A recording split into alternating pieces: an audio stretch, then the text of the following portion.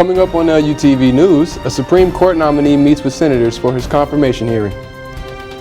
Plus, groundbreaking begins today for a very special kind of home for an injured officer. And Lindenwood University makes changes to programs after enrollment drops. Those stories, plus sports, weather, and more ahead on LUTV News.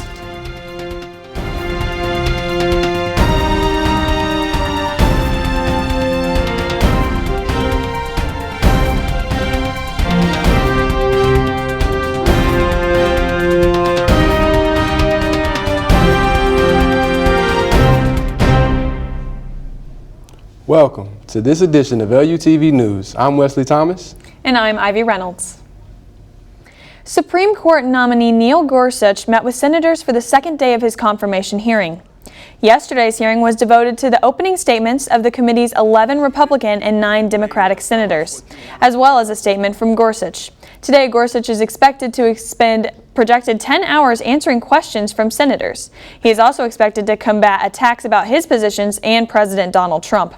Gorsuch will need 60 votes on the Senate floor to advance his nomination. A new type of travel ban is in effect today. The Trump administration is barring passengers from specific Muslim countries traveling to the United States from carrying devices larger than a cell phone. The Department of Homeland Security said the restricted items include computers, tablets, and larger-size cameras. The ban will affect 10 airports in the following 8 countries: Jordan, Egypt, Turkey, Saudi Arabia, as well as Kuwait, Morocco, Qatar, and United Arab Emirates.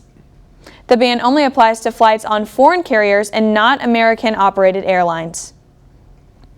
The infant mortality rate has dropped 15% over the last decade. According to a report released by the U.S. Centers for Disease Control and Prevention, the numbers have dropped from 6.86 deaths per thousand to 5.83. The report also stated that sudden infant death syndrome, otherwise known as SIDS, has declined by 29%. Report author TJ Matthews credits the drop to a widespread public health push across the country in the last 10 years. Straight ahead on LUTV News, groundbreaking for a special home for an injured police officer begins today. A retired man sues a national bank after thousands go missing. Those stories plus more coming up after the break.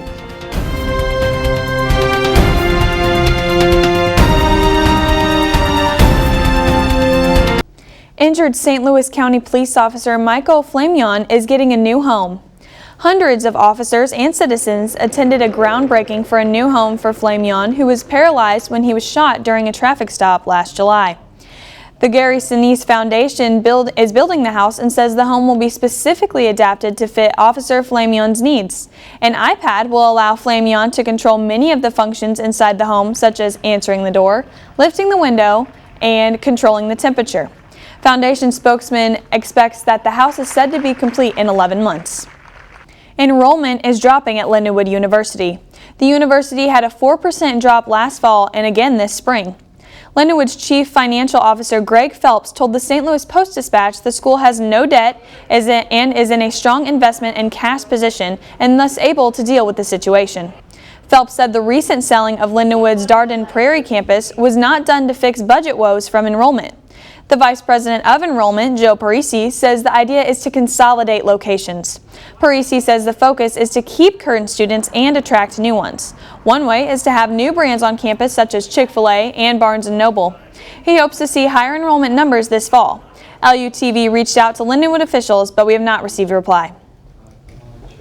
Well, Ivy, I would say the spring is finally here after yesterday's scorcher, huh? Yeah, yesterday, first day of spring. I'm really hoping that Adam has more temperatures like that for us. Yeah.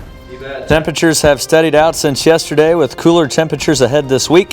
Find out how warm it'll get whenever we come back.